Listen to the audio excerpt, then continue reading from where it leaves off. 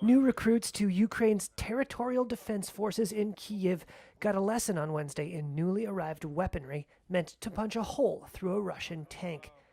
And this instructor, who only gave his name as Alex, told Reuters these men were ready to welcome the Russian army when it tries to take the city. Russians can enter Kyiv, but they're not going to leave it. They're all going to burn up here. Many expected Kyiv to quickly fall in the early days of the war. But more than 2 weeks into the Russian invasion, which Moscow calls a special military operation, Moscow's military missteps and tenacious Ukrainian resistance has kept the capital from changing hands.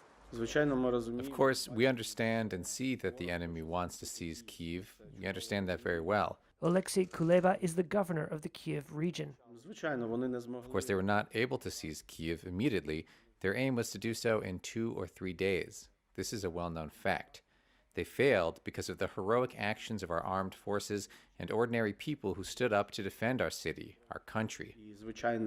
He spoke to Reuters about the struggle ahead in almost apocalyptic terms.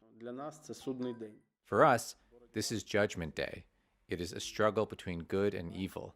And either way, we would die, but we would not let them seize our city.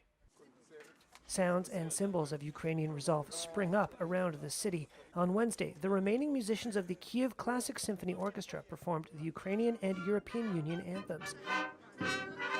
The show was broadcast live on Ukrainian TV. The conductor called the concert an action for peace. That is the message here, praying for peace, preparing for battle.